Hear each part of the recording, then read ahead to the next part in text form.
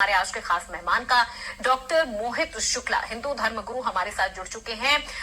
Doctor मोहित शुक्ला, आपका बहुत स्वागत है इंडिया न्यूज उत्तर प्रदेश उत्तराखंड पर। जी धन्यवाद। बिल्कुल।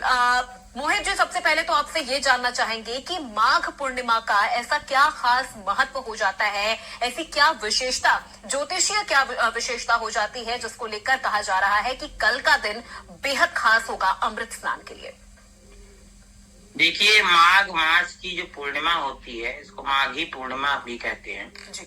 और इसमें जो है कल के दिन जो ज्योतिषी आपने गणना की बात करी है, तो कल सौभाग्य योग और शोभन योग, दो योगों में ये माघ मास की पूर्णिमा हो रही है। महाकुंभ जो 144 वर्ष बाद ऐसा योग बना है जी। और उसमें ये दो योगों का जुड़ जाना एक अपने आप में अद्भुत संयोग है। और ये आज शाम को 6:30 बजे से पूर्णिमा तिथि लग गई है और कल 6:41 तक ये शाम तक रहेगी। तो कहीं कोई कंफ्यूजन नहीं है और कल पूरे दिन ये मनाई जाएगी। और कल इसका जो स्नान का जो ब्रह्म मुहूर्त होता है वो बहुत शुभ माना जाता है, जो कि 5:19 से प्रातः शुरू हो जाएगा और 6:10 तक रहेगा। और शाम को जो है चंद्रमा 6:32 पर जब उदित होगा तब तक ये स्नान चलता रहेगा पूरे दिन। और बड़ा ही महत्व जो है कल के दिन स्नान का बताया गया है, दान का बताया गया है। कल के दिन विष्णु जी को, लक्ष्मी जी की पूजा और चंद्रमा को अर्घ देने का विशेष महत्व होता है और प्रातः काल सूर्य को अर्घ दिया जाता है। और पूर्णिमा में चूंकि चंद्रमा पूर्ण रूप से होता है, 16 कलाओं में विकसित होता है, इसलिए चंद्रमा को अर्घ देते ओम सोम सोमाय नमः।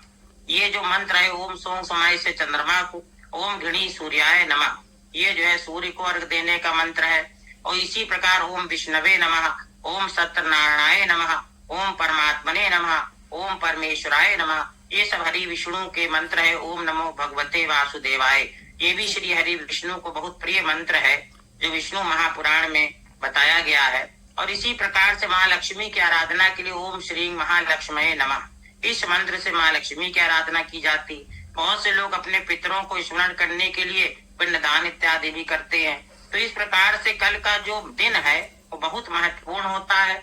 और कल के दिन जो पाप होते हैं, जो अनजाने में किए हुए पाप कर्म होते हैं, उनको लिए प्रायश्चित करना चाहिए और उसके लिए स्नान करने से हमें उन पापों से मुक्ति मिलती है।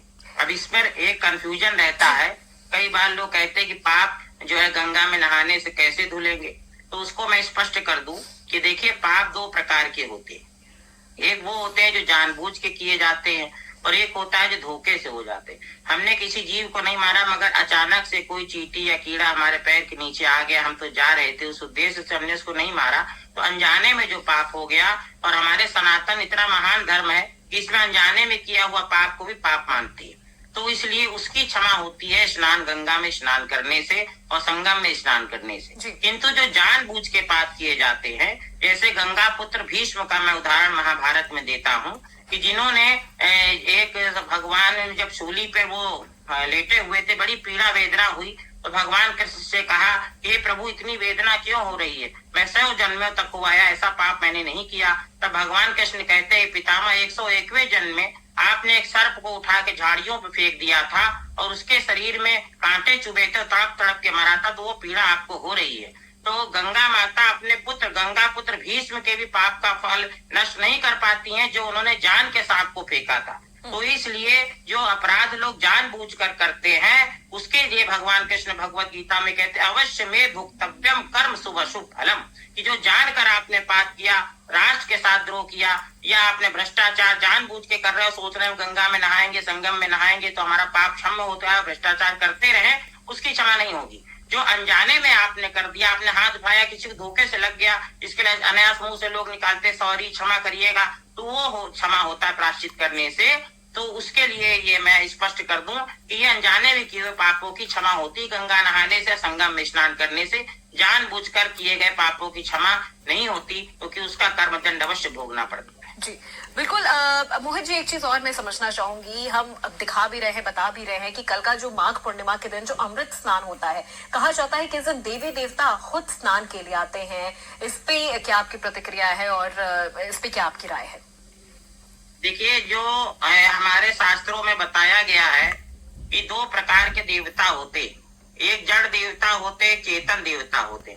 जो चेतन देवता है वो माता पिता आचार्य और जो हमारे ऋषि मुनि संत महात्मा है, ये सब देवता की श्रेणी में आते। यो ददाति सा देवता, जो हमेशा देते हैं, लेते कुछ नहीं। संत महात्मा हमसे कुछ मांगते नहीं, हमेशा देते हैं। आचार्य देते हैं, ज्ञान देते हैं, उससे हमारी उन्नति, तो वो देवता है। तो एक जड़ देवता होते हैं जो वो भी हमें देते हैं, जैसे सूर्य हो गया, जल हो गया, अग्नि हो गया, वायु हो गया। इनको हमेशा हम शुद्ध रखें, पर्यावरण का हम ध्यान रखें। इसीलिए आपने अक्सर सुना होगा, विदेशों में भी चर्चा होती, भाई सनातन धर्म तो पर्यावरण का संरक्षण करता है, पर्यावरण को भी देवता मानता है। इसीलिए भगवान कृष्ण ने गोवर्धन पूजा की बात कही कि भाई इंद्र की तुम पूजा करते हो, वो भय से पूजा मत करो, तुम गोवर्धन की पूजा करो, इससे तुम्हें सब कुछ मिलता है, जल मिलता है, शुद्ध वायु मिलती है, औषधियां मिलती हैं। तो गोवर्धन पूजा की स्थापना हुई। हम प्रकृति की भी पूजा करते हैं, तो वो हमारे देवता है। तो इस प्रकार से कल के दिन जो देवता आते हैं, जो चेतन देवता और जो ब्रह्मांड की देवी शक्तियां हैं, उनका आगमन होता है, वो इसी प्रकार से होता है कि हमारे जो ऋषि मुनि संत महात्मा आदि जो वहां स्नान करते हैं, एक साथ इतने ऋषि जब इकट्ठा हो जा रहे, इतने संत महात्मा इकट्ठा होते हैं, तो एक पॉजिटिव एनर्जी क्रिएट हो जाती है, बहुत बड़ी मात्रा में होती है। तो वो संतों के स्नान करने के बाद जो लोग ऐसे स्थान पे स्नान करते हैं, उस पॉजिटिव एनर्जी या उस स्थान पे जाने मात्र से ही उनको सकारात्मक ऊर्जा प्राप्त हो जाती है। जी बिल्कुल। गुरुजी, एक सवाल और, दान पुण्य को लेकर भी विशेष महत्व माना गया है और ये कहा जाता है कि कल के दिन स्नान के बाद दान अवश्य करें। देखिए, दान जो है हमारे धर्म में एक स्कंद माना गया है, यज्ञ है, दान है। तो ये जो दान है, इसमें हमें कंबल का दान, कल के दिन काले तिल का दान, गुड़ का, घृत का, ये सब दान करने का विशेष महत्व है। और बिना दान के कोई यज्ञ अनुष्ठान या कोई स्नान पूर्ण नहीं होता, कोई भी सत्कर्म बिना दान के पूर्ण नहीं होता। इसलिए हमें संत को, महात्माओं को, जरूरतमंदों को और योग्य विसुपात्र को दान करना चाहिए। इस प्रकार दान की बड़ी महिमा है और कल के दिन जो है दान अवश्य करें, स्नान के पश्चात दान अवश्य करें। इससे जो है समस्त गृहस्थ लोगों का कल्याण होता है। क्योंकि देखिए 4 आश्रम है, ब्रह्मचर्य आश्रम, गृहस्थ आश्रम, वानप्रस्थ और संन्यास। इसमें 3 आश्रम जो है, ब्रह्मचर्य आश्रम, वानप्रस्थ और संन्यास, जो गृहस्थ पर ही आश्रित है, गृहस्थ आश्रम पर ही, दान पर ही निर्भर है। अगर गृहस्थ वाले लोग दान नहीं करेंगे तो ये तीनों आश्रम कैसे चलेंगे? इसलिए जो है दान की बड़ी महिमा बताई गई है और हर सदगृहस्थ को दान करने से ही सारे पुण्य प्राप्त हो रहे हैं। जो ऋषि मुनि यज्ञ तपस्या से जो पुण्य प्राप्त करते हैं, वो गृहस्थ लोग दान करने से ऋषियों को, संतों, महात्माओं को प्राप्त कर लेते हैं। बिल्कुल गुरुजी, और देखिए ये भी कहा जा रहा है कि कल का दिन कल्पवासियों के लिए बेहद खास हो जाता है। जी, कल्पवास के दिन, कल जो है जब स्नान दान करते हैं, तो जो लोग कल्पवास कर रहे हैं उनका कल्पवास कल जो है स्नान करने के बाद पूर्ण हो जाता है। और वो लोग अपना ये पूर्णिमा शब्द का देखिए कितना सुंदर, पूर्ण जो हो रहा, मास जिसमें पूर्ण हो रहा हो, सत्कर्म जिसमें पूर्ण हो जाते हो, मनोकामना जिसमें पूर्ण हो जाती हो, वही तो पूर्णिमा है। पूर्णिमा के दिन तो वैसे ही यज्ञ का, पूजन का, व्रत का, उपवास का, भगवान विष्णु की सत्यनारायण कथा, हर चीज का बड़ा महत्व है। कल्पवास भी अगर कल के दिन पूर्ण हो रहा है, अब इससे हमेशा स्मरण रखिए कि जब पूर्णिमा आएगी तो मेरा कल्पवास ही पूर्ण हो जाएगा। कितना सुंदर अर्थ है सनातन के सभी सिद्धांतों का। तो इसलिए पूर्ण कल के दिन कल्पवास भी पूर्ण होता है और इसको बड़ा विधि विधान से पूजा, आराधना, स्नान, दान के साथ में पूर्ण किया जाता है यज्ञ आदि के द्वारा। और इससे जो है भगवत कृपा प्राप्त होती, मनोकामना सिद्ध होती, मोक्ष मार्ग पर आत्मा अग्रसित होती है और भगवान श्री हरि का आशीर्वाद प्राप्त होता है। जो लोग नहीं पहुंच पा रहे हैं महाकुंभ, या जो लोग वहां पर त्रिवेणी तट पर स्नान नहीं कर पा रहे हैं, वो किस तरह से अपने घरों में इस अमृत स्नान का लाभ किस तरह से उठा सकते हैं?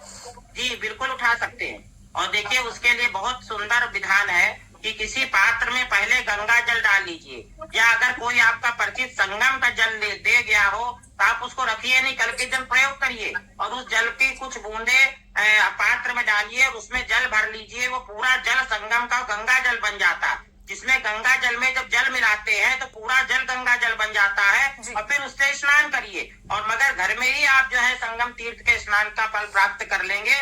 बिल्कुल आपको परेशान होने की बात नहीं है। इसमें संत महात्माओं ने भी कहा है कि संगम का जल छिड़क लेने मात्र से भी कल्याण होता है, और उससे जो वृद्ध जन है, जो भीड़ से बचना चाह रहे, जो नहीं जाता, स्वस्थ है, उनको भी लाभ होगा। महिलाएं, बच्चे जो भीड़ से बचेंगे, कोई बड़ा हादसे से बचेंगे। तो इसलिए बहुत सुंदर बात आपने पूछा है। लोक कल्याण का प्रश्न है कि आप घर में ही जो है संगम का ये गंगा जल डाल के, अगर नहीं चले संगम का, गंगा जल डाल दीजिए और उसमें जल भरकर स्नान कर लीजिए। अगर नहीं, गंगा जल भी नहीं उपलब्ध है, तो आप मन में भाव कर लीजिए और ईश्वर का, गंगा नदी का, यमुना नदी का और भाव कर लीजिए और जल से स्नान मगर अवश्य करिए, जो भी जल उपलब्ध हो। बिल्कुल मोहित, लौटूंगे आपके पास। हमारे साथ हमारे दूसरे मेहमान पंडित सौरभ कृष्ण शास्त्री, सच्चा बाबा आश्रम, हमारे साथ जुड़ चुके हैं। बहुत स्वागत है सौरभ कृष्ण जी आपका।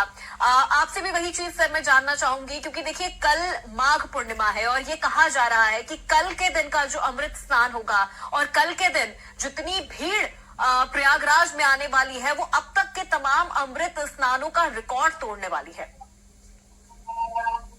सभी को जय सिया राम। पहले तो जी, एक सेकेंड, सभी को जय सिया राम। पहले तो महाकुंभ का इतना दिव्य और भव्य आयोजन चल रहा है, और जैसा कि कहा जाता है आस्था का संगम वो दिख रहा है पूरा। मैं तो देख ही रहा हूँ, निरंतर 1 महीने से यही पे हूँ और यही मैं रहता ही कल्पवास ही कर रहा हूँ। मेरा तो 20 वर्षों से यही रहना हो रहा प्रयागराज की धरती पर। लेकिन 1 महीने से जो मैं भक्तों की भावनाओं को देख रहा हूँ, उनकी आस्था को देख रहा हूँ, मैं प्रणम में हूँ सभी लोगों को। ये पैदल चल रहे 20-20 किलोमीटर तक और घंटों जाम में फंसे, लेकिन उनकी आस्था में, उनके प्रेम में, उनके भाव में तनिक भी कोई भी यानी ठेस नहीं है आस्था के प्रति कि नहीं हम जहाँ रहे हैं गंगा में डुबकी लगाएंगे, हमारे सारे कष्ट मिट जाएंगे। तो उनके आनंद को देखकर एकदम बहुत ही आनंद आता है। तो जैसा कि आचार्य जी ने भी पूर्णिमा के विषय में और कई महत्व बताए, तो हमारे गंगा का स्मरण करते ही सारे पाप नष्ट हो जाते हैं। तो यहाँ जो नहीं आ पा रहे, अगर गंगा यानी जिस गंगा का स्मरण करते ही जिनके गम या दुख दूर हो जाते हैं, वह गंगा है, वो यमुना है, वह सरस्वती, वह त्रिवेणी संगम है। तो आप कहीं से भी अपने पाप को धुल सकते हैं, पापी नहीं है, अपने आप को मोक्ष की प्राप्ति के लिए आगे बढ़ सकते हैं। ऐसा माँ गंगा का प्रभाव है। माघी पूर्णिमा तो अपने में अति महत्वपूर्ण है ही। जो नहीं आ सकते हैं उनके लिए बहुत निवेदन, लेकिन जो भी आए प्रेम से आए, भाव से आए, दूसरे का सहयोग वृत्ति से आएंगे, बड़ा आनंद आएगा। बिल्कुल गुरुजी, जैसा कि आपने कहा कि आप अभी वहां पर कल्पवास कर रहे हैं 1 महीने से, और देखिए कल का दिन कल्पवासियों के लिए बेहद खास हो जाता है। इस पर आपकी क्या राय है? ऐसा क्या खास होता है कल के अमृत स्नान में कि कल्पवास को लेकर आप जो जानकारी देना चाहें हमें? कल का दिन इसलिए महत्वपूर्ण हो जाता है विशेष तौर पे कल्पवासियों के लिए। जैसे कि हम कोई आम का पेड़ लगाएं या कोई भी पौधा लगाएं, जैसे धान की खेती किए, गेहूं की खेती किए, तो एक आशा रहती है ना कि हमको फल प्राप्त होगा। उसी तरह जब 1 महीने का कल्पवास करके एक वक्त भोजन करते हैं और 3 टाइम गंगा स्नान करते हैं, कई प्रकार के अनुष्ठान को लेकर जो कल्पवास करता है व्यक्ति वहां पे रहता है, संगम क्षेत्र में, रेती में सोता है, जमीन में सोता है, तो उसको कहीं ना कहीं आशा रहती है कि मेरा जो है कल्पवास पूर्ण होगा, तो मुझे पुण्य की प्राप्ति होगी, अच्छा लगेगा। तो जब वो उसका संपूर्ण फल प्राप्त का यह दिन है, इसलिए अपने में ही बहुत महत्वपूर्ण है। कल्पवासियों के लिए तो बहुत ही महत्वपूर्ण है। एक खुशी होती है ना कि आज का दिन मेरे लिए महत्वपूर्ण है, भाई आज मेरा दिन पूर्ण हो रहा है और आज भगवान से मिलन होगा। और कल्पवास का तो बहुत 1 महीने जो कल्पवास कर लेता है, शास्त्रों में है कि मतलब उसको 1 कल्प का पुण्य प्राप्त होता है।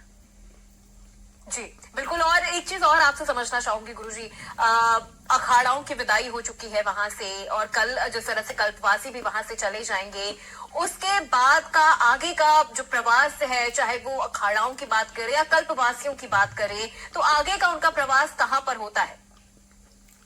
वो अपने अपने निज निज स्थान पे जाते हैं। जो भी अखाड़ा है उनके अपने अपने आश्रम है। हर नागा साधुओं के कहीं कोई महंत है, कहीं कोई संत वहां रह के तपस्या करते हैं, कोई पहाड़ों में है, कोई कंदराओं में है, तो अपने अपने स्थानों में जाकर वहां पे तपस्या करते हैं। सबके अपने जी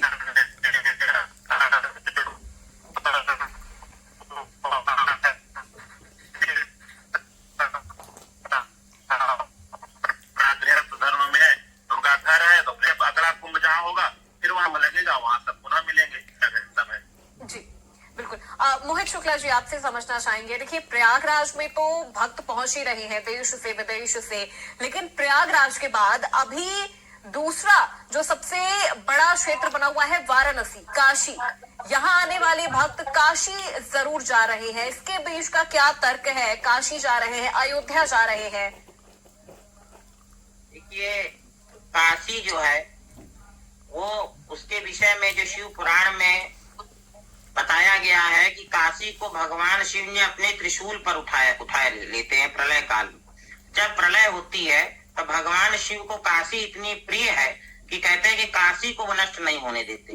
तो काशी का बड़ा महत्व है। काशी ज्ञान की जो है देवी है, और अगर आप आध्यात्मिक अर्थ से देखिए तो ब्रह्म जो है ज्ञान को विनष्ट नहीं होने देते। वेद कभी विनष्ट नहीं होते। वेद एक विद धातु से वेद शब्द बना जिसका पर्याय ज्ञान है, और काशी विश्व की सबसे प्राचीनतम नगरी जो है काशी है, और काशी का मतलब है ज्ञान।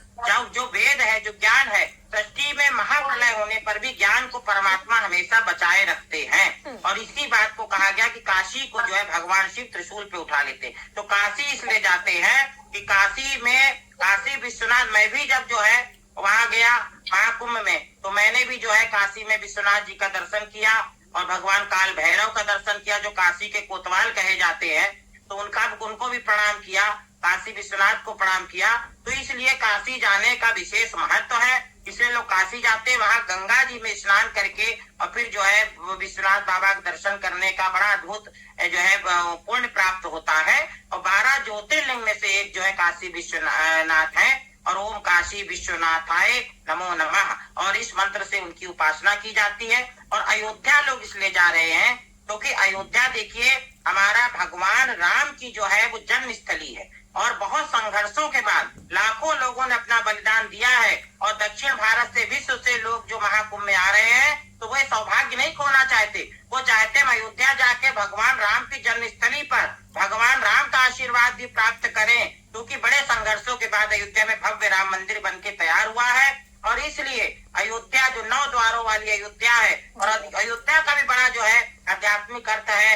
हम भगवान राम अयोध्या में रहते हैं और भगवान आत्मा में हमारे जो परमात्मा स्वरूप में विद्यमान है, और इस प्रकार से 9 द्वारों वाला जैसे शरीर है ऐसे अयोध्या है। तो ये अयोध्या में भगवान साक्षात वास करते हैं। और हाई कोर्ट में शर्मा जी जो जज थे, उन्होंने अपने जजमेंट में लिखा कि जब हाई कोर्ट के फैसले की बात मैं कह रहा हूँ, सुप्रीम कोर्ट की नहीं, वो तो बाद में आया। उन्होंने लिखा है डिवाइन पावर जो है वो वहाँ हमेशा वास करती है जो भगवान राम की जन्म स्थली है। तो इसलिए वहां पर हर भक्त पहुंचता है और पॉजिटिव एनर्जी जो है, जो सकारात्मक ऊर्जा का आभास कर रहा है, इसलिए सब लोग अयोध्या भी अवश्य जाना चाहते हो, जा रहे हैं। बिल्कुल। सौरभ कृष्ण जी, आपसे कल्पवास को लेकर जिक्र हो रहा था, और देखिए कहा यह भी जाता है कि कल्पवास को लेकर जिक्र हो रहा था, और देखिए कहा यह भी जाता है कि जो कल्पवास है वो करने से जो सहस्त्र वर्षों का तप है उसका फल मिलता है। सहस्त्र वर्षों का ये जो तप है, ये इसे किस तरह से अति उत्तम है। यद्यपि प्रशासन को लेकर हम लोग भी थोड़ा गुस्सा करते हैं, लेकिन कहीं ना कहीं भाई वो सही करते हैं। सबको छूट दे देंगे, जैसे लोग गाड़ी लाना चाहते हैं तो लोग उसी तरह गुस्सा उनको आता है। हम ये है कि हमको गाड़ी से घूमना है और वो रोकेंगे तो हमको गुस्सा आएगा। यद्यप हमको ये पता है कि वो रोक हमारे लिए ही रहे हैं, तो प्रशासन को बहुत ये कुरीति फैलाई गई है कि प्रशासन कार्य नहीं कर रहा है। प्रशासन इतना अच्छा कार्य कर रहा है, समझिए रात भर जग रहे हैं, बिना पता नहीं भोजन पा रहे हैं बेचारे की नहीं पा रहे हैं, सबकी सुन रहे हैं। यहाँ तो कोई एक क्षण किसी की बात सुनना नहीं चाहता है। और वो बेचारे गंदी मैं तो देखता हूँ बेचारों गंदी गालियां, बड़े बड़े अधिकारी आते हैं, मैं जज हूँ तुम मुझे नहीं जाने दे रहे, इस तरह से उनको हड़काया जाता है। लेकिन बेचारे बड़े सौम्य रूप से, जी सर मैं क्या करूँ, मेरी ड्यूटी है सर, आप क्या करें, मतलब इतना सुनते हुए भी बड़े प्रेम से व्यवहार करना और व्यवस्थाओं को बनाए रखने का पूरा प्रयास करते हैं। तो प्रशासन की कोई गलती नहीं। और इतनी सुंदर सफाई है, सफाई मतलब घाट इतने चमक रहे हैं, जल इतना स्वच्छ है। तो सरकार और प्रशासन ने मिलकर बहुत ही सुंदर रूप दिया इस महाकुंभ को। इसमें कुछ भी कहने की बात नहीं, शिकायत की कोई बात ही नहीं है। और शिकायत तो सब करते ही है भाई, जिसको कष्ट होगा भाई उसको लग रहा है मेरा कष्ट है, लेकिन उसके कष्ट की वजह से कितनों को सुख प्राप्त हो रहा है ये प्रशासन देखता है। मैं गाड़ी लेके घुसता हूँ, व्यक्ति पैदल नहीं चल पाता है, तो इसके लिए प्रशासन हमको रोकती है कि महाराज जी आप गाड़ी लेके मत जाइए। तो मुझे तो दुख होगा, मुझे पैदल चलना पड़ रहा है, लेकिन कहीं ना कहीं मेरे वजह से कितने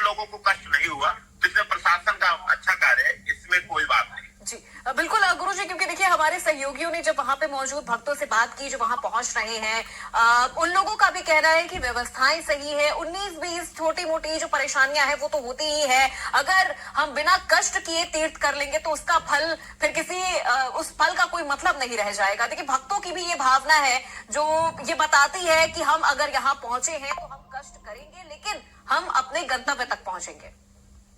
बिल्कुल बिल्कुल बिल्कुल। हाँ, थोड़ा वीआईपी लोगों का थोड़ा ज्यादा आना जाना रहा, इस वजह से मेला बहुत प्रभावित हुआ। ये रहा, थोड़ा शासन या सरकार को थोड़ा इस पे ध्यान देना चाहिए था कि वीआईपीओ को थोड़ा एक ही दिन अवसर देते या मेले में 2-4 दिन उनका निश्चित कर देते कि सारे वीआईपी जो है उसी दिन आ जाए। अलग अलग आने से क्या होता है कि अब मेला पूरा बंद हो जाता है, जिस प्रकार से बहुत दिक्कतें होती है। तो वीआईपी के लिए प्रशासन को चाहिए कि एक दिन निर्धारित कर दे कि आज वीआईपी लोग आएंगे, तो उस दिन सारे भक्त लोगों को पता रहेगा तो बाहर निकलेंगे नहीं, भाई आज वीआईपी को। जैसे प्रधानमंत्री जी आते हैं तो कोई नहीं जाता रोड पे, जानते हैं कि रास्ते बंद रहेंगे, गाड़ी जा नहीं पाएगी, पैदल चल नहीं पाएंगे, इसलिए हमको नहीं जाना चाहिए, सब सुरक्षित पहले से रहते हैं। उसी प्रकार ऐसा जिनको निर्धारित करना चाहिए कि जितने भी वीआईपी कल्चर के लोग हैं या मिनिस्टर है, मुख्यमंत्री जैसे उस दिन आए थे, 3 सीएम आ गए, राजस्थान, मध्य प्रदेश और झारखंड के, मैं भी था उसमें, तो आपका चैनल तो इस प्रकार से जो वीआईपी कल्चर के लोग उनको अवसर दे दे, 2-3 दिन उनका जो है निश्चित कर दिया जाए, हफ्ते में एक दिन आपका है, आप आके जाए, जिससे क्या हो मेला थोड़ा प्रभावित कम होता है, आम जनता को कष्ट कम होता है, क्योंकि वीआईपी आने से कष्ट तो होता है, ये तो मैं देख रहा हूँ। जी बिल्कुल।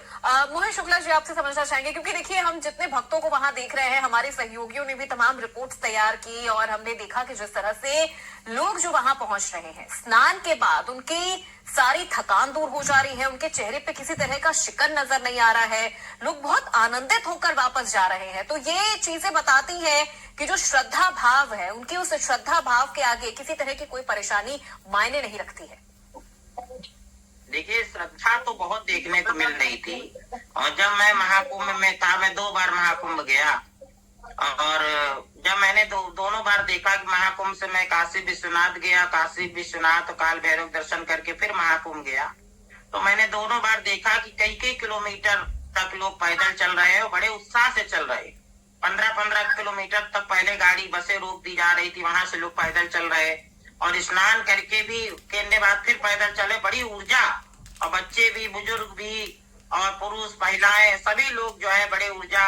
और ये ऊर्जा कहाँ से आ रही है? ये ऊर्जा जो है, जो हमारे संतों की, सनातन की जो धरती है, पवित्र भूमि, और ये राम कृष्ण की धरती है, और ये बड़ी पवित्र भूमि है, और यहाँ से जो गंगा और यमुना के संगम से जो पवित्र ऊर्जा उत्पन्न होती है, और जो संत समागम से तभी गंगा यमुना सरस्वती बन जाते हैं, तब ये महाकुंभ होता है। तो यहाँ गंगा यमुना जब 2 नदियां मिलती हैं और सरस्वती है, वो ऋग्वेद में कहा गया कि सरस्वती जो है, जो विद्वानों के मुख पर जो जिह्वा पे नृत्य करती है, देवी सरस्वती है। अर्थात कि जब विद्वान लोग ज्ञान गंगा प्रवाह करते हैं, तो जो उनकी ज्ञान गंगा मुख से प्रवाहित होती है, सरस्वती वहां से प्रवाह होता, और जब इन तीनों का संगम हो जाता है तब महाकुंभ बन जाता। तो महाकुंभ में जब संत महात्मा एकत्रित होते हैं, और ऐसे ऐसे संत जो बर्फ में, जहाँ माइनस टेम्परेचर होता है, वहां हमारे नागा साधु जो है वर्ष भर तक रहते हैं, और वहां महाकुंभ अर्ध कुंभ में प्रकट हो जाते हैं। तो उनके दर्शन से और उनकी उपस्थिति मात्र से जो पॉजिटिव एनर्जी उत्पन्न हो जाती है, तो आम आदमी जब वहां जाता है तो उसकी सारी थकान दूर हो जाती है, सकारात्मक ऊर्जा से उसको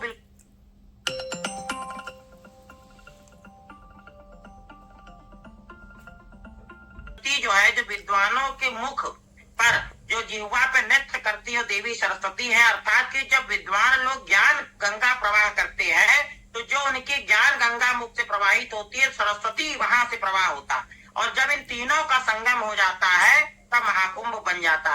तो महाकुंभ में जब संत महात्मा एकत्रित होते हैं, और ऐसे ऐसे संत जो बर्फ में, जहाँ माइनस टेम्परेचर होता है, वहां हमारे नागा साधु जो है वर्ष भर तक रहते हैं, और वहां महाकुंभ अर्ध कुंभ में प्रकट हो जाते। तो उनके दर्शन से और उनकी उपस्थिति मात्र से जो पॉजिटिव एनर्जी उत्पन्न हो जाती है, तो आम आदमी जब वहां जाता है तो उसकी सारी थकान दूर हो जाती है, सकारात्मक ऊर्जा से उसको बिल्कुल पता ही नहीं चलता कितना समय हम व्यतीत करें, उसका मन करता और रुके। प्रशासन को अनाउंस करना पड़ता है कि भाई स्नान करिए, निकलते जाइए, आगे बढ़ते जाइए, रुकिए नहीं, कि भीड़ इकट्ठा न होने पाए। लोगों को मन ही नहीं करता कि वहां से हटे, तो जैसे किसी शांत स्थल पर बैठ जाइए जहां असीम शांति मिल रही है, तो मन करता और बैठे रहे, ऐसा आभास मैंने वहां जाकर किया और मुझे ये ज्ञान प्राप्त हुआ कि क्यों महाकुंभ में लोग एकत्रित हो जाते हैं तो हटते नहीं है, क्योंकि वहां पर जो सकारात्मक ऊर्जा है वो इतनी भीड़ इतनी थकान होने पर भी वह जो है सकारात्मक ऊर्जा हमें अपनी ओर अनायास खींचने लगती है। जी बिल्कुल, क्योंकि हमने ये चीजें भी देखी हैं, हमने ये तस्वीर भी देखी है कि कुछ लोग ऐसे भी होते हैं जो शायद एक बार भी नहीं जा पा रहे हैं या हिम्मत नहीं कर पा रहे हैं कि हम महाकुंभ में जाएं, लेकिन हमने कई ऐसे लोगों को भी देखा सौरभ जी जो एक बार नहीं, दो बार नहीं, 3 से 4 बार महाकुंभ पहुंच रहे हैं। उनका कहना है कि हमारा यहाँ से जाने का मन ही नहीं हो रहा है, किसी न किसी बहाने हम यहाँ खींचे चले आ रहे हैं। और इस बार भक्तों की संख्या में हमें बड़ी संख्या युवाओं की भी देखने को मिली है। सौरभ जी, इस पे आपकी क्या राय है? कहते हैं कि महाराज में बाबा गोस्वामी तुलसीदास जी महाराज लिखते हैं कि अतिहारी कृपा जाए पर होए, तो कृपा तो सब पर है, जिस पर अति कृपा मतलब जिस पर विशिष्ट कृपा हो जाती है ना, तो न उसको जाम मिलता है न उसको कोई कष्ट होता है। आश्रम में है हमारे लगभग प्रतिदिन 10,000 लोग भंडारा पा रहे हैं और 6 जगह हमारा भंडारा चल रहा है, तो कम से कम 50,000 तो खा ही रहे पर डे, हमारे संस्थान भोजन कर ही रहे। तो लोग आते कहते महाराज मुझे तो लोग करे जाम मिलता है, मुझे कहीं जाम ही नहीं मिला। तो स्वयं में अचंभा लगता है, पूरा शहर जाम है। न्यूज में आया है, आज भी पेपर में पढ़ा, 350 किलोमीटर का जाम लगा, इतना रिकॉर्ड बना है प्रयागराज में। तो व्यक्ति को जाम नहीं मिल रहा, कोई कष्ट नहीं हो रहा, तो कहीं न कहीं उस पर अति विशिष्ट कृपा है। तो गोस्वामी जी ने लिख दिया है कि अति हरि कृपा जाय पर होई, पाव दे मार्ग कोई। तो जिस पर अति कृपा होती है ना, तो न उसको जाम लगता है न कष्ट होता है, वो बार बार आता है और बार बार चला भी जाता है, औरों को भी लेके आता है। वही ना संगति का असर। और जिस पर अति कृपा है, अगर उसका हम संगत कर लेंगे तो हमको भी कष्ट नहीं होगा। हम भी जब आएंगे तो बड़े प्रेम से आएंगे, स्नान करेंगे, दर्शन करेंगे, चले जाएंगे। तो इस प्रकार के कई भक्त मिले, उनको कोई जाम भी नहीं मिलता और कोई कष्ट भी नहीं होता। जी बिल्कुल मोहित जी, यही चीज मैं आपसे भी समझना चाहूंगी, क्योंकि इस बार के महाकुंभ में युवाओं की हमें सबसे बड़ी संख्या देखने को मिली है। और क्योंकि एक वक्त था जब पुराने जमाने में ये कहा जाता था कि जो घर के बूढ़े बुजुर्ग हैं वो ही तीर्थ पे जाते हैं, कुंभ हो महाकुंभ हो वो ही जाएंगे, वहीं पे वहां वो तीर्थ करेंगे। लेकिन इस बार युवाओं की संख्या हमें काफी ज्यादा देखने को मिली है। आने वाली जो पीढ़ी है ये उनके लिए कितना लाभदायक है, ये मैं आपसे समझना चाहूंगी। देखिए, ये कुंभ, हम कुंभ नहीं जाते हैं। मैंने शास्त्री जी की बात को सुना, बड़ी अच्छी बात उन्होंने कही, तो उसी पर मैं कह रहा हूँ कि हम कुंभ नहीं जाते हैं, कुंभ हमें बुलाता है। मुझे ऐसा लगता है कि महाकुंभ हमें खींचता है। मैं जब प्रथम बार महाकुंभ गया, मैंने नहीं सोचा था मैं दोबारा भी आऊंगा, इतनी भीड़, इतनी गाड़ियों का जाम लगा, मगर कुंभ ने ये निश्चित कर दिया कि मुझे आना है, तो मुझे अति आवश्यक कार्य पड़ गया, मुझे जाना ही पड़ा।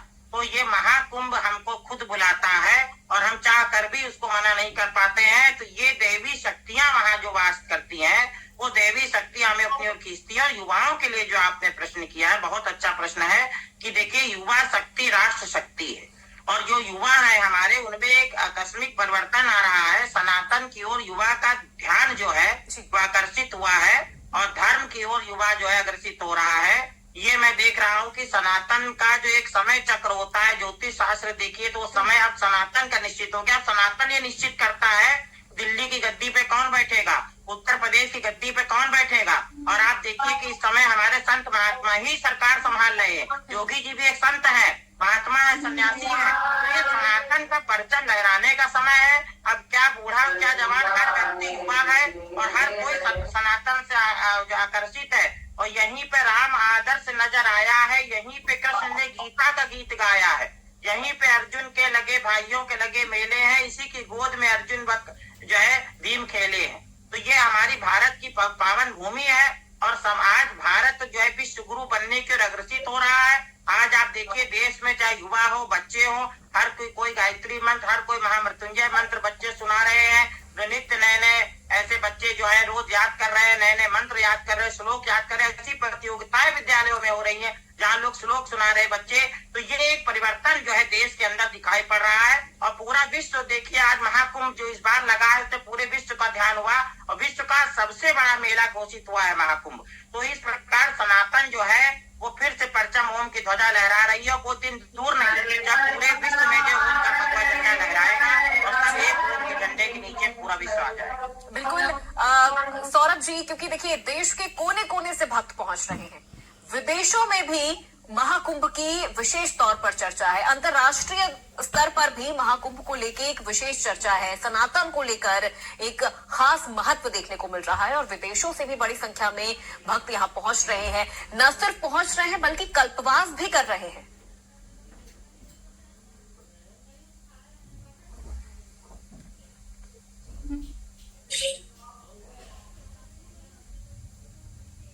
सौरभ जी, आप तक मेरी आवाज पहुंच रही है? हाँ जी जी बिल्कुल। सवाल मेरा ये था कि महाकुंभ में शामिल होने के लिए देश के कोने कोने से लोग पहुंच रहे हैं, लेकिन महाकुंभ की जो चर्चा है वो अंतर्राष्ट्रीय स्तर पर भी हो रही है, विदेशों से भी लोग पहुंच रहे हैं, न सिर्फ पहुंच रहे हैं, स्नान कर रहे हैं बल्कि कल्पवास भी कर रहे हैं। बिल्कुल बिल्कुल। हमारे आश्रम में ही कम से कम 200 लोग ब्राजील से आए हैं और 83 लोग फ्रांस से आए हैं और लगभग 20 से 25 लोग अमेरिका से आए हैं और आए ही नहीं है, बाकायदे 1 महीने से रह रहे हैं। हमको लगता है जो वो साधना कर रहे हैं शायद ही कोई जो हमारा यानी भारत का होगा वो कर रहा होगा। प्रातः काल 4 बजे उठते हैं, जाते हैं, संगम स्नान करते हैं और आकर ध्यान करते हैं, पूजन करते हैं, हवन करते हैं, जप करते हैं, कर्मकांड की वो सारी विधि वो करते हैं। शायद यहाँ के लोगों को उनसे शिक्षा लेनी चाहिए कि जो कि वो क्रिश्चियन धर्म में आते हैं, सनातनी नहीं, फिर भी वो पूर्ण रूप से उसको फॉलो कर रहे हैं। और यहाँ तक कि सहज चंडी यज्ञ किया उन्होंने, तो बड़ा आनंद आया उन लोगों के साथ रह के। तो शिक्षा मिलनी चाहिए, सबको लेनी चाहिए। तो ये तो मैं अपने आप से बात किया। और पूरे महाकुंभ में हमको ये देखने को मिल रहा है, हर पंडाल में, हर नागा साधुओं के पास, हर अखाड़ों में अंग्रेज आ रहे हैं, उनसे शिक्षा ले रहे हैं, उनसे आशीर्वाद ले रहे हैं और अपने भारतीय वेशभूषा, जो कि हमारे हिंदुओं को, सनातनियों को धारण करने में बहुत कष्ट होता है, धोती पहनने में, कुर्ता पहनने में, त्रिकुंड लगाने में, लेकिन वो उनको कुछ शर्म नहीं आता, तो भभूत भी लपेट लेंगे चेहरे पे और पूरा भारतीय वेशभूषा के साथ महाकुंभ का दिव्य आनंद ले रहे हैं। तो बड़ा अच्छा लगता है। तो इस चीज से थोड़ा बहुत प्रभाव पड़ रहा है। बिल्कुल, यानी सौरभ जी ये कहना गलत नहीं होगा कि सनातन की जो पताका है वो विदेशों तक भी अब लहरा रही है, विदेशी भी यहाँ पहुंच रहे हैं और मैसेज विदेशों तक जा रहा है। बिल्कुल बिल्कुल, इसमें कोई दिक्कत नहीं है। और भारत विश्व गुरु था, विश्व गुरु है, विश्व गुरु रहेगा, इसमें किसी को कुछ कहने की जरूरत ही नहीं है। हाँ, थोड़ा सा समय आता है तो थोड़ा कभी नीचे होता है, जल स्तर है, कभी नीचे होगा, कभी उठेगा, लेकिन जल खत्म नहीं होता। समुद्र का जो जल है वो सदैव बरकरार रहता। थोड़ा बहुत ऊपर नीचे देखने को मिल सकता है, लहरें उठेगी, लहरें नहीं उठेगी, तो ये हो सकता है। जो अपना धर्म है ये रहता जरूर है, कभी ऊपर उठेगा, फिर कभी नीचे आएगा, छूटता नहीं है, जाता नहीं है, नष्ट नहीं होता। ये सनातन का यही शक्ति है। सनातन है, पुरातन है, नवीन है, सब है। जी बिल्कुल। मोहित जी, आपसे समझना चाहूंगी, देखिए जैसा कि कहा जा रहा है कि सीएम योगी आदित्यनाथ और पीएम नरेंद्र मोदी जिस तरह से महाकुंभ को लेकर सजग नजर आ रहे थे, महीनों पहले से तैयारियों को लेकर हजारों लाखों बैठकें हुई कि किस तरह से जो भक्त वहां पहुंचेंगे उनको जरा सी भी परेशानी नहीं होनी चाहिए, और उसी का नतीजा है कि जो भक्त वहां पहुंच रहे हैं, हमारे सहयोगियों ने उनसे बात की, विदाउट कोई भी ऐसा फिल्टर नहीं था, उन्होंने साफ तौर पर हमारे माइक पर कहा कि हम यहाँ की व्यवस्थाओं से बहुत प्रसन्न हैं, खुश है, थोड़ी बहुत थकान रहती है, लेकिन जब हम संगम में स्नान करते हैं उसके बाद हमारी सारी थकान गायब हो जाती है। बिल्कुल बिल्कुल। संगम में मतलब देखने मात्र से आप जैसे पहुंचेंगे, मैं तो नित्य अनुभव कर रहा हूँ। मैं सुबह उठता हूँ और लगता है कि शायद 11-12 बजे तक ही मैं अपने कमरे में जा पाता हूँ, ये इतनी व्यस्तता है। लेकिन जब सोकर उठता हूँ और प्रातः काल जब संगम में स्नान करने जाता हूँ, तो जैसे घाट पे पहुंचता हूँ, क्योंकि मेरे कमरे से जैसे मैं बाहर निकलता हूँ कमरे से, संगम का दृश्य दिखता है मुझे। एकदम मैं घाट पे ही रहता हूँ, मेरा आवास एकदम घाट पे ही, आश्रम मेरा घाट पे ही है। तो जैसे निकलता हूँ तो देखते ही पूरे जो थकान है वो दूर हो जाती है और अद्भुत आनंद आता है। और जैसे घाट पे पहुंचता हूँ, लोगों की भावनाओं को देख रहा हूँ, पैर में ताकत नहीं, लेकिन धीरे धीरे ऐसे जब चलता है व्यक्ति तो उनको देख कर आनंद आता है कि क्या है हमारा सनातन और क्या है माँ गंगा का यह त्रिवेणी का यह प्रभाव कि लोग खींचा चला रहा है। उसको देखता हूँ तो अपने अंदर एक ऊर्जा जागृत होता है। ये जो लगता है कि थके से है, मुरझाए से, वो सब दूर हो जाता है। जब ये बुजुर्ग हो के इनके पास इतना कष्ट है तब ये आ सकते हैं, तो हम लोग को भगवान ने तभी स्वस्थ रखा है। तो जितना हो सके उतना कर्म कर ले, तो देखते अपने आप थकान दूर हो जाती है, चाहे आप कुछ भी करके आइए। स्नान के बाद तो लगता ही नहीं कहते ना कि रिफ्रेश मूड हो जाता है और आप यहाँ से बिल्कुल फ्रेश हो जाते हैं, रिफ्रेश हो जाते हैं जब देखते हैं कि किस तरह से भक्तों का जो उत्साह है, उनके चेहरे पर जो चमक नजर आती है, उससे सभी थकान दूर हो जाती है। पंडित सौरभ कृष्ण शास्त्री जी, आपका बहुत शुक्रिया हमारे साथ जुड़ने के लिए। डॉक्टर मोहित शुक्ला जी, आपका भी बहुत शुक्रिया, अपना कीमती वक्त निकाला आपने और हमारे साथ इस चर्चा में शामिल हुए। तो महाकुंभ के कर्मयोगी के इस खास पेशकश में मेरे साथ बस इतना ही। प्रदेश की तमाम खबरों के लिए आप देखते रहिए इंडिया न्यूज उत्तर प्रदेश उत्तराखंड।